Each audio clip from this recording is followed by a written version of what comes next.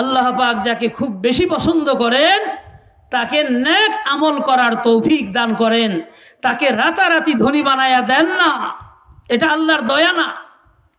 এ কথা সূরা যুখরুফের মধ্যে আছে, ওয়ালাউলা ইয়াকুনান নাসু উম্মাতান ওয়াহিদা লাজাআলনা লিমান ইয়াকফুরু বির-রহমান লিবুয়ুতিহিম সুকফাম মিন ফিজ্জা। আল্লাহ বলেন, নাফরমানরা যারা আমাকে বছর যায় স্মরণ করে না, রোজা আসে রোজা রাখে না, যাকাত ফরজ হইছে যাকাত দেয় না, হজ ফরজ হজ করে না, কিন্তু টাকা আছে, এই সমস্ত নাফরমানদের আমার মন চায় টাকা আরো বাড়িয়ে দিতে। কি পরিমাণ বাড়াইতে মন চায়?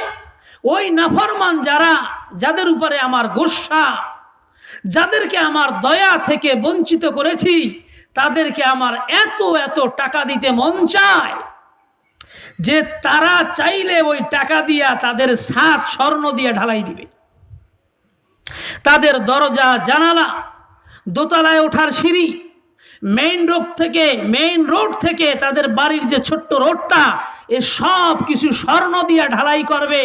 এই পরিমাণ সম্পদ আমার দিতে মন চায় কাকে? আমার প্রিয়জনকে না, নাফরমানকে। কেন দিতে মন চায়? পশ্চিমাদেরকে আল্লাহ কি দিয়েছে? সম্পদ। বলেন, আজকের পৃথিবীর আমেরিকা, চীন, জাপান, রাশিয়া সহ কেমন যত উন্নত বিশ্ব আছে, যাদের টাকা আছে পয়সা আছে, কিন্তু মানবতা বলতে নাই। আজও পর্যন্ত তারা শিক্ষিত হওয়া সত্ত্বেও জানে না একজন মানুষের শালীন পোশাক কেমন হয়। তাই তো ওই দেশে কোনো মুসলমান যদি এয়ারপোর্টে নামে, ওই মুসলমানের মধ্যে হায়া লজ্জা থাকলে সে হাঁটতে পারে না ঠিক মতো। বাপ মা মেয়ে ছেলে একসাথে ওই এয়ারপোর্টে নামার পরে দৃশ্য দেখার মতো না, কিন্তু এরা বর্তমান পৃথিবীর মডেল। তাদের পোশাক নেংটি পড়ে দাঁড়িয়ে আছে, যা ঘরের ভিতরে একটা মেয়ে পড়তে লজ্জাবোধ করে তা পড়ে সে মার্কেটে চলতেছে, রোডে গাড়ে চলতেছে। এরা মানুষ না, মানুষরূপী এক ধরনের প্রাণী। আপনি দেখলে অবাক হয়ে যাবে। কেন? এটা ওলামা নাই, আসমানি এলেমের অভাব, এই কোরআনুল কারীমের শিক্ষার অভাব। আজকে আমাদের দেশেও এই রমজান মাসে মার্কেটে গিয়ে ঈদের সময় আমরা যা দেখতে পেলাম, এগুলা পশ্চিমাদের সেই কৃষ্টি কালচার, কোরআন থেকে দিন থেকে দূরে সরার কারণে আমাদের মাঝেও সেই পশ্চিমা হাওয়া একটু একটু করে আসছে। ঠিক কিনা বলেন? এগুলা কি ভালো লক্ষণ না খারাপ? খারাপ ভাইরা আমার।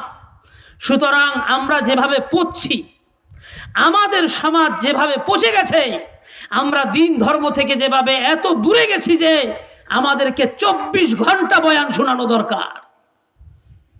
ওই বৎসরে মাহফিলের সিজনে 2-4টা ওয়াজ দিয়ে আমাদের মতন মানুষকে ঠিক রাখা সম্ভব না। ঠিক কিনা বলেন? সুতরাং মাহফিলের কোনো সিজন মিজিন নাই, 24 ঘন্টায় মাহফিল চলা দরকার। ঠিক কিনা? কারণ আমরা তো রুগী, নতুন করে রোগ জন্ম দেই। দেখছেন না গত বৎসরের থেকে এই বৎসরের নারীদের পোশাক আরো শালীন না অশালীন? টাকা যত বাড়বে পোশাক তত ছোট হবে। অথচ হায়া, আল হায়াউ শুবাতুম মিনাল ঈমান, ঈমানের 70টির উপরে শাখা আছে। এর মধ্যে একটা শাখাকে খুব বারবার বলা হয়েছে, খুব বড় করে দেখানো হয়েছে, সেটা হলো হায়া। আল হায়াউ শুবাতুম মিনাল ঈমান। ছোটবেলার কথা মনে পড়ে, আমাদের এই দেশের 2 বাতি, রশিদাইন, নূরাইন, 2টা নূর, এপারে এক নূর, ওপারে আর এক নূর। এই রশিদ সাহেব, আব্দুর রশিদ মাওলানা সুন্দর, আর একজন একটু শ্যামলা, কেমন? আমরা কালো রশিদ বলতাম, কিন্তু এই লোকের মর্যাদা আল্লাহর কাছে অনেক বেশি। এই 2টা বাতি আমাদের দেশে ছিল, ভুলে গেলে চলবে না। আমার মনে আছে, আমি হোসনাবাজ ঘাটে গোসল করতে যাইতাম, ওই নদীর পারে। খুব ছোট আমি, দেখতাম একজন লোক অনেক দূর থেকে আসতেছে, ওনার নাম ভালো করে জানতাম না। ওই সুন্দর রশিদ মাওলানা, সে যাবে চরনাস না। আমি কি দৃশ্য দেখলাম, আমার হাতে কোরআন পরিষ্কার মনে আছে। মহিলারা ওই নদীর থেকে উঠে দৌড় মারলো, কোন কলা গাছের ভিতরে, এখানে সেখানে, বাড়িতে সব চলে গেল। পুরুষ হাতে সিগারেট ছিল, ফালাই দিল। এইরকম লুঙ্গি পরা ছিল, আস্তে গোসা খুললা লুঙ্গিটারে সুন্দর করে ঠিকঠাক করে আমি দেখলাম অটো সব ঠিক হয়ে যাইতেছে। লোক এখনো আসে নাই, অনেক দূরে, হাতে একটা ছাতি, একজন লোক আসতেছে, মুখে কিছু বলে না, কারো দিকে তাকায় না, কিন্তু যেই দিকে যায় সব সাফ হয়ে যাইতেছে।